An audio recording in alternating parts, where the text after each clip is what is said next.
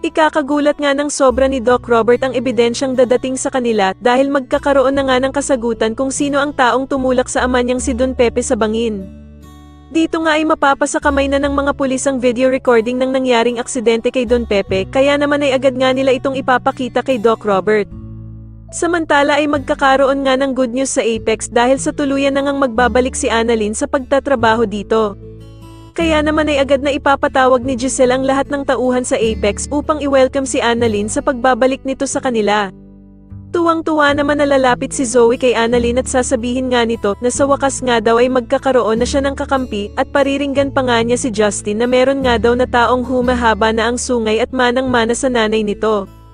Pero agad namang sasagutin ni Justin si Zoe na ibig sabihin ba daw nito na kriminal din siya katulad ng kanyang nanay na si Moira.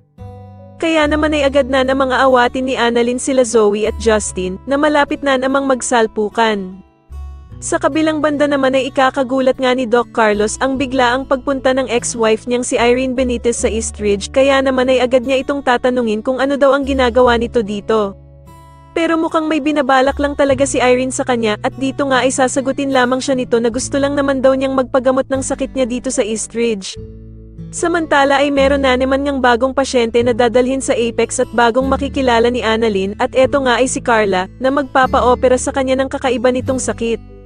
Sa kabilang banda naman matapos nga ang lahat ng paghihirap na dinanas ni Moira, ay mukhang madadala nga siya ni Jingay sa kabutihan matapos ang ginawang pagbabasa nito sa kanya ng Bible.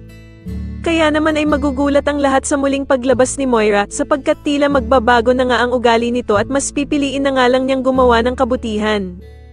Dito nga ay madadatnan panininang ang ginagawang pagdadasal ni Moira at tatanungin niya nga ito kung dumating na daw ba ang perang hinihintay niya sa kanyang sponsor. Subalit ikakabigla naman nila ang isasagot ni Moira dahil sa hindi na nga daw siya gaganti sa kanila dahil sa nagbago na nga daw siya at hindi na siya gagawa ng masama.